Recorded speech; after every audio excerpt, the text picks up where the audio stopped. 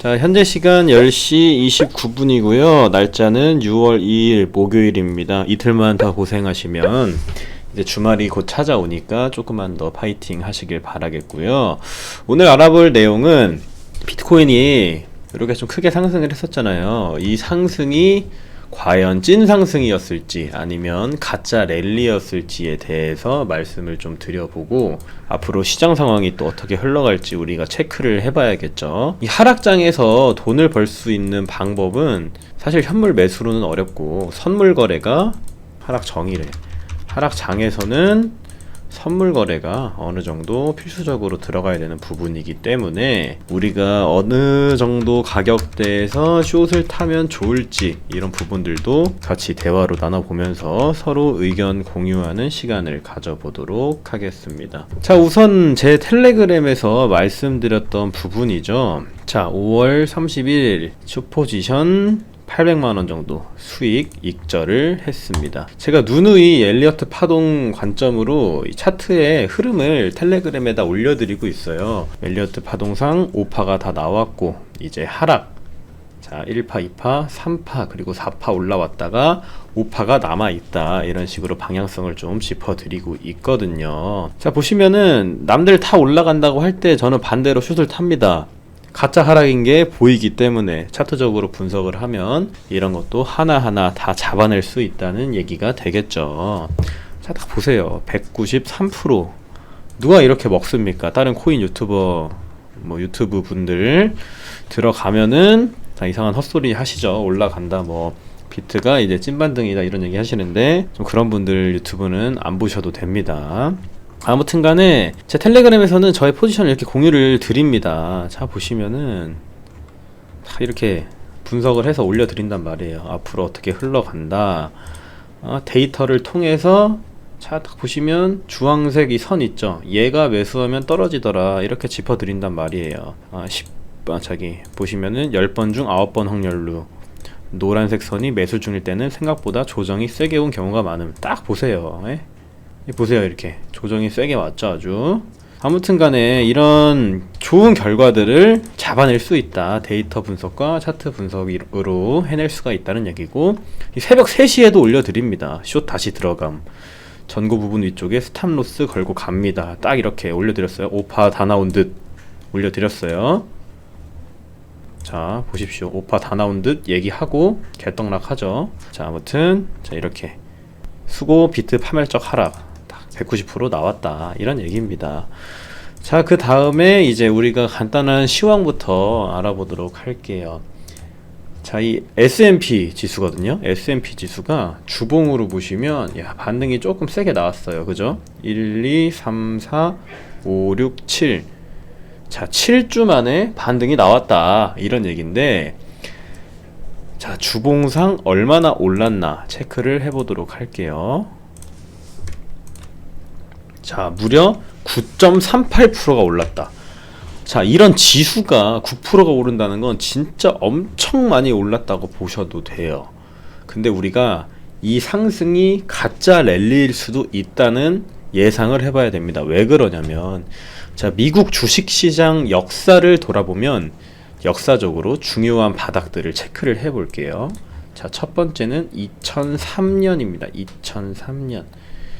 2003년 바닥 때 보시면 이렇게 중간중간에 반등이 한 3번, 4번 정도는 나왔었어요. S&P 지수가. 그리고 2009년도 볼게요. 2009년도 때도 떨어질 때 계속 반등이 나오면서 떨어집니다. 자, 지금 상태 볼게요. 지금도 동일하다, 이 말이에요. 떨어질 때 반등이 계속 나오긴 한다. 근데 결국에는 적어도 주봉상 쌍바닥 정도는 만들어주고 올라가야 이 상승 탄력을 받는다, 이런 얘기입니다. 여러분들이 이 잠깐의 반등 때문에 이제 찐반이다, 이제 나스닥이랑 비트는 천당 간다, 이러실 수도 있는데 그 이유가 없잖아요. 사실 이유가 없는데 뭐가 오른다는 겁니까 도대체. 자, 아무튼 이런 시장 반등이 항상 긍정적인 신호는 아니다. 왜냐? 자, 보세요. 이렇게 딱 펜 사이즈 키워달라 하셨으니까 좀 키울게요. 반등이 항상 긍정적인 건 아니다. 여러분들이 이 차트를 보시다 보면 상승의 눌림목이 있죠. 차트가 상승의 눌림목이 있잖아요. 올라가다가 쉬었다 올라가고 이런 식으로 올라가잖아요. 이거를 엘리어트 파동이라고 부르잖아요. 우리가 1, 2, 3, 4, 5 이렇게 부르지 않습니까? 이 엘리어트 파동을. 자, 여러분들 하락도 똑같다 이 말이에요. 하락 1, 2, 3, 4, 5가 나온다고. 하락도 엘리어트가 맥힌다고요. 맥힌다고. 이런 식으로 떨어진다 이 얘기예요. 무슨 말이냐면 상승도 눌림목이 있는 것처럼 하락도 눌림목이 있다. 이해되시죠? 하락도 눌림목이 있다. 그래서 이 잠깐의 반등이 상승이 아니고 하락의 눌림목이다 이 얘기입니다.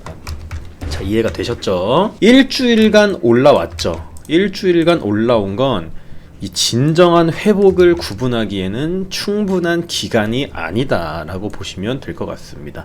제가 말씀드렸던 시장 붕괴 동안 일어난 수십 차례의 가짜 랠리의 평균 진행 기간은 2-3개월이었는데 어떤 일이 일어나든 지난주는 시작에 불과할 수 있다는 얘기입니다. 그래서 가장 중요한 게 여러분들이 시장이 어떻게 작동하는지 현실적인 이해가 필요하고요. 그것이 더 나은 투자자가 되는 방법이고 시장의 본질을 인식하고 그에 따라 투자하는 자세가 필요하다라는 말씀을 전달드리고 싶습니다. 자, 비트코인도 매크로적인 이슈와 함께 곁들여서 보도록 할게요. 자, 일단은 주봉을 한번 살펴볼 건데 얘도 똑같아요. 비트코인 떨어졌을 때 여러분들이 이 반등 나왔을 때 야 찐반이다 다 이러셨을 거예요. 그죠? 하락의 눌림목이었다. 알고 보면 찐반이 아니라 이거다 그냥. 그래서 이 추세를 잘 알아야 되는 거예요.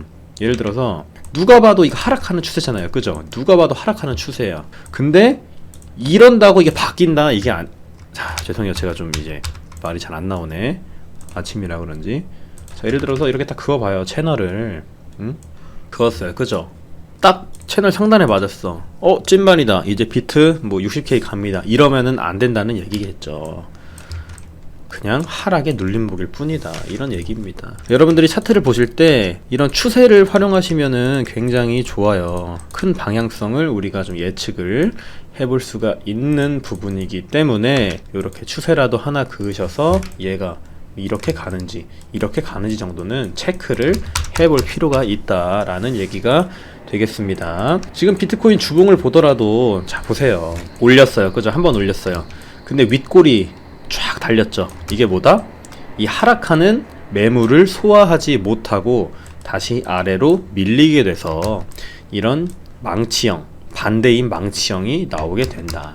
역망치형 캔들이 발생을 했다라는 얘기가 되겠습니다. 자, 딱 보세요. 이렇게 상승을 하고 내려오는 힘들이 있단 말이에요. 이 캔들이 주는 힘들이 있어요. 그 힘들이 쫙 여기 뭉쳐 있단 말이에요. 다.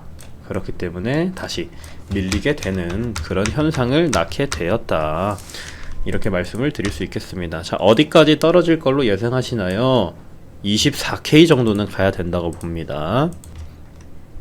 적어도 24K까지는 가야 된다고 봐요. 자, 짚어드릴게요. 무조건 반등 나올 자리. 반등 안 나오면 코인 접음. 자, 무조건 반등 나올 자리 보세요.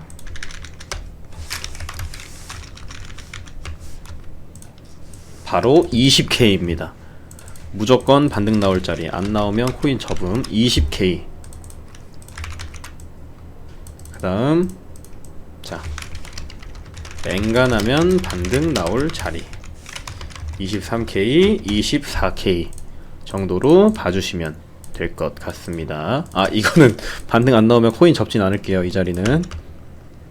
자, 요렇게 앵간하면 반등 나올 자리 23, 24 무조건 반등 나올 자리 20 안 나오면 코인 접음 체크를 해 보시고요. 자, 코인 시황을 보면 이제 우리가 어쨌든 밀렸잖아요. 근데 이걸 매크로적인 이슈로도 볼 수 있어요. 매크로적인 이슈. 그러니까 꼭 이 이유를 원하시는 분들이 있어요. 사실 제 텔레그램 올려드린 거 보면은 자 보세요.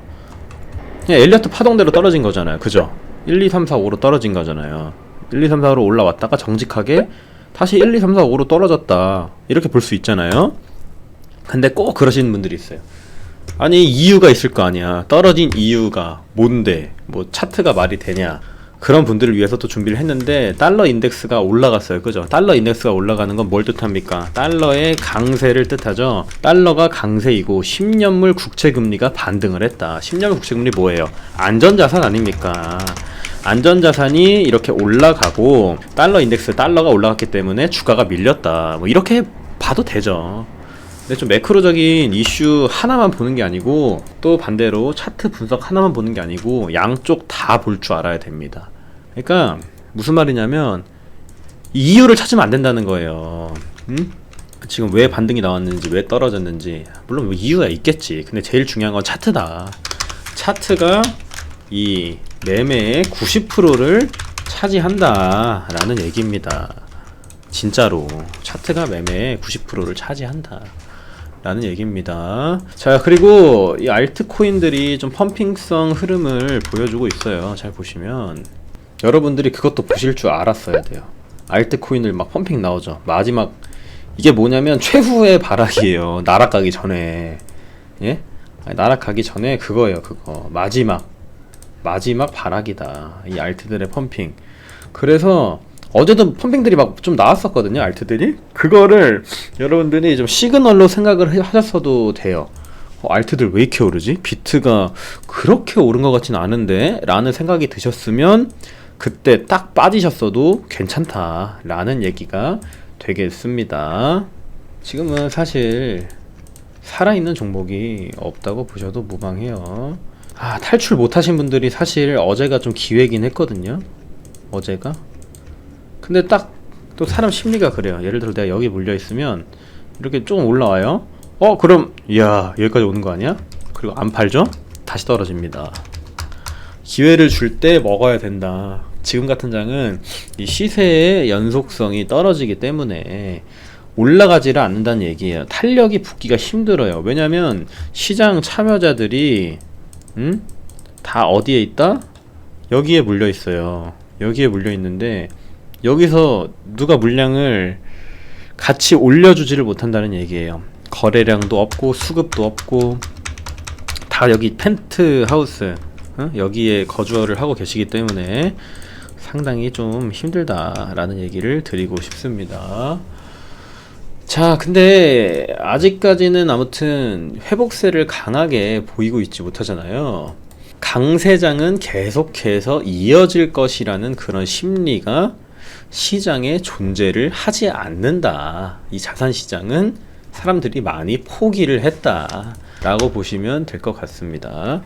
자, 비트가 20K까지 가고 난 이후로는 추세 전환하는 찐반을 기대해도 될까요? 아님 약반등 주고 길게 횡보할까요? 저는 엔간하면 23K 정도에서는 반등 좀 세게 나올 것 같아요. 요 정도 맞고 한 40K 정도 갔다가 이렇게 되지 않을까. 40K 정도는 찍어줬다가 약간 또 1, 2년, 자 3년 정도 다 해주고 그 다음에 가지 않을까, 이렇게 생각을 하고 있습니다. 아무튼 두 자리 좀 체크를 해두시고요. 자, 이 가장 또 문제가 양적 긴축이 시장에 미치는 영향, 연준도 전혀 모르겠다고 말하고 있어요. 두려워하지 않을 수가 없는 상황이다. 그죠? 멀쩡할 때 우리가 얻어맞는 거하고, 그러니까 우리가 지금 멀쩡할 때 많이 얻어맞았어요. 뭘로 얻어맞았다? 긴축으로 많이 얻어맞았어요. 그죠? 근데 이미 터질 대로 터진 상태에서 자, 연준이 자, 앞으로 어떻게 될지 모르겠다 라고 얘기를 했다는 겁니다. 이 말은 뭐다? 아플 때 맞으면 더 아프다. 자산시장 한 번 더 개박살날 준비 완료, 이렇게 보시면 될 것 같습니다. 자, 아무튼 이렇게 한동안 인플레이션이 해결되지 않고 저성장 고물가, 고성장 저물가를 와리가리 하게 된다면 투자 심리도 지치겠지만 실물 경제 역시 지쳐 떨어질 것으로 예상을 하고 있습니다. 자, 그리고 금리 상승이 결국 미국의 소비를 짓누르는 문제로 이어질 수가 있거든요. 그럼 어떻게 되냐면 결국 경제 성장 둔화가 일어나게 된다. 성장 둔화가 일어나면 수요를 무너뜨리면서 중장기적으로 물가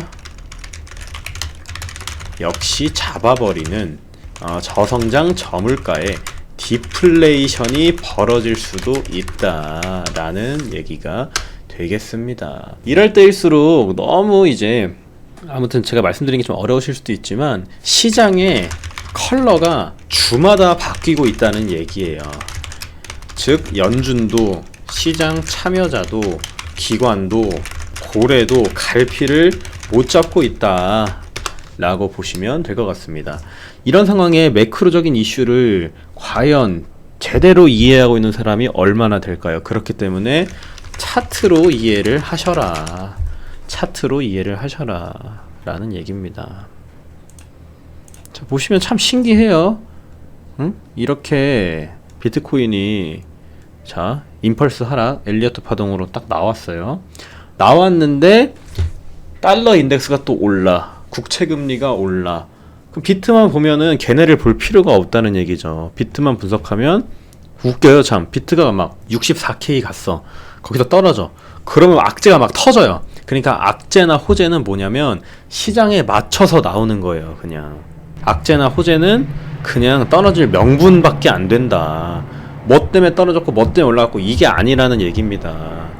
뭐 때문에 올라갔고를 보려면 우리가 큰 틀, 긴축, 뭐 연준의 스탠스 정도만 보는 거지 무슨 이유를 갖다 대면 안 된다는 얘기예요. 이유를 그렇게 분석을 하시면 정말 힘들 겁니다. 이 코인 투자하시기에는.